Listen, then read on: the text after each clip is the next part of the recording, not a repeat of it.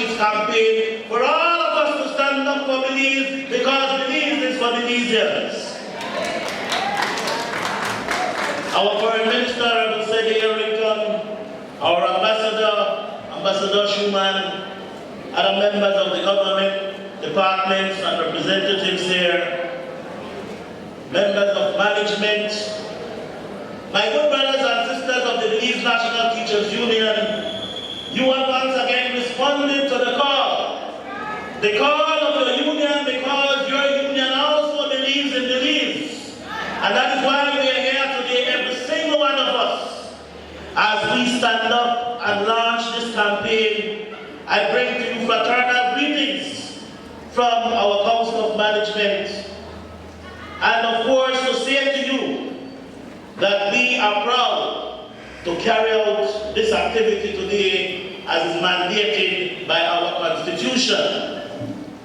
So that what we are doing today is not just a knee-jerk reaction, it is not just a response to concerns and maybe even criticisms raised by others about the union only making noise when they want salary adjustment.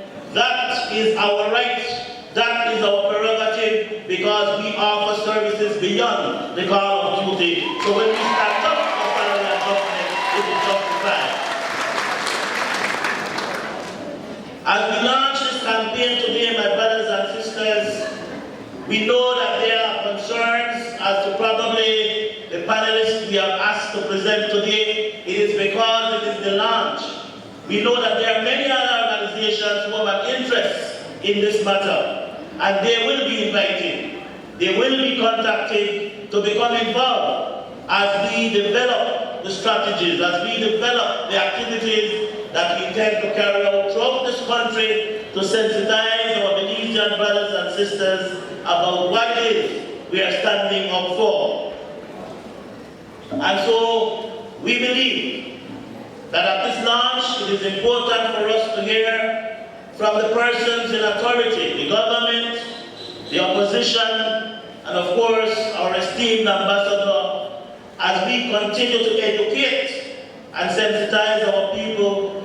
But equally as important, the decisions are made in our parliament on certain issues, and therefore we need to understand, we need to get an indication of where those persons who will be voting either yea or nay in the House, what their position is, what their stand is. And even if they don't have a stand, we know the routine.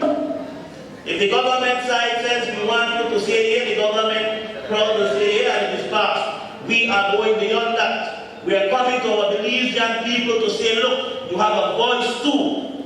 But we are not just going to jump up and make noise. That is why we are having this educational forum.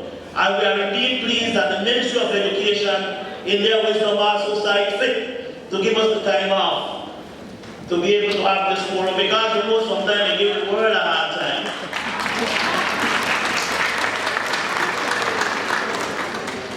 As we listen today, it is our hope that we will be hearing the position of the different parties concerned or involved in the presentation today, their take on whether or not we go to the ICJ, which has become a contentious issue, but again, we want information. We need to know what their national campaign will be in terms of getting Belizeans, all Belizeans, to stand up for Belize. We want to hear that from our political leaders. We want to hear that from our civil leaders. What are we going to do to get a united front on this Guatemala-Belize issue? We also want to know what their position is in ensuring that the relevant ministry, particularly the Ministry of Education, will revise or revisit our curriculum in the primary and secondary schools of this country to ensure that in those institutions we are going to teach our Belizean history from an objective perspective. We also want them to know or to say to us that they are going to lend support for us to start or reintroduce the teaching of civics in our schools. Very importantly, we cannot love our country if we don't know the civics of our country. And equally as important, directly related to the Belize-Guatemala referendum, we must teach Belizean geography in our country. We know why that this has 2.5 acres belong to no more. What is our geography? We still have 8,867 square miles of area. Are we still located between so and so and latitude so and so? We need to get these things back into our classrooms if our Belizean children will learn to love and appreciate this country.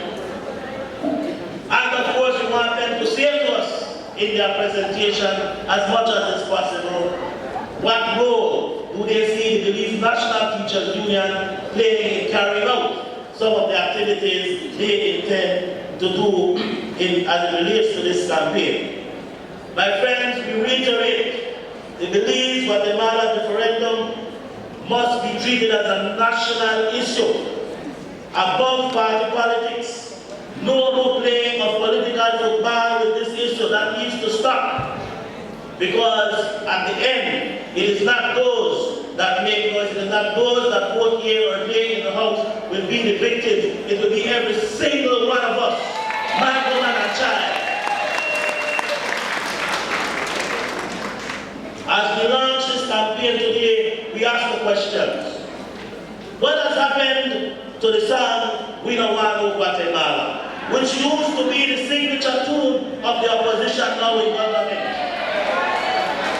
What has happened to the famous quote, not 1 square centimeter, when the People's United Party was government and now they are opposition? Those are the words that we need to have resonating throughout this country so we can build the patriotism and the love of country that we're talking about.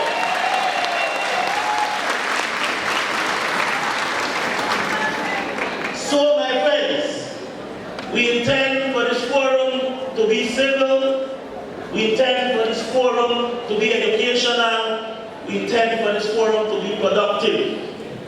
We've spent money, we've traveled from afar. Within just 2 weeks, we've moved our teachers from all the way north to the south for a convention last 2 weeks, and now we've moved them all out west in large numbers.